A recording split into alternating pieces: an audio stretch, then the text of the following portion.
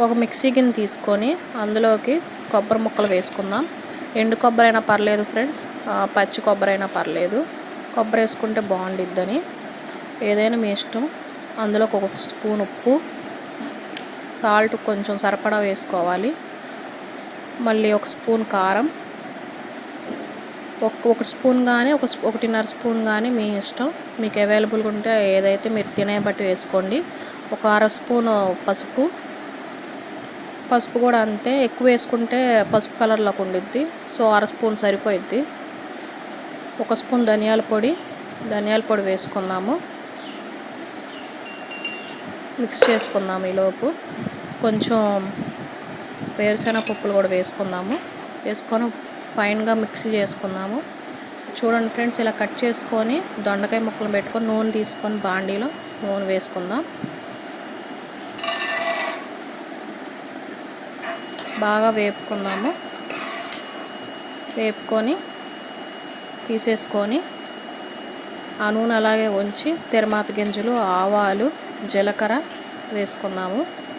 ఈ పోపు దినుసులు కొంచెం వేగనివ్వాలి. చక్కగా గోల్డెన్ కలర్లో వచ్చే వరకు వేగనివ్వాలి.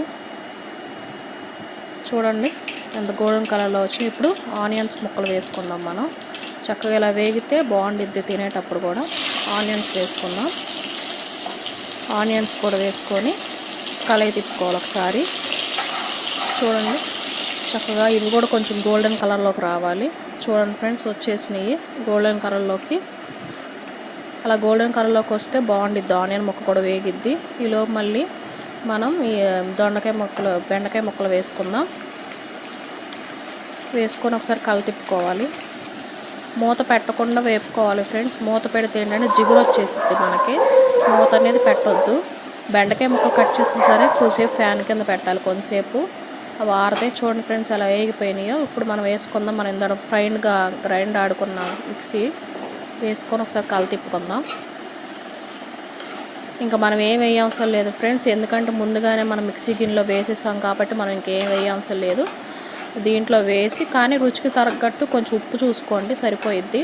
ఇంకేం వేయవసరం లేదు. మొత్తం దీనికే ముక్కకు పట్టిద్ది. కొంచెంసేపు వేగనిద్దాం.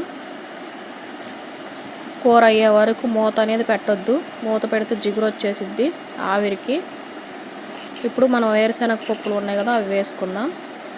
వేసుకొని కలయి తిప్పుకుందాం. కలయి తిప్పుకొని చూడండి ఫ్రెండ్స్, కూర ఎంత బాగా వచ్చిందో. అయిపోయింది అంతే. చాలా సింపుల్గా అన్నంలోకి కానీ, రోటీస్లోకి కానీ, చపాతీస్లోకి కానీ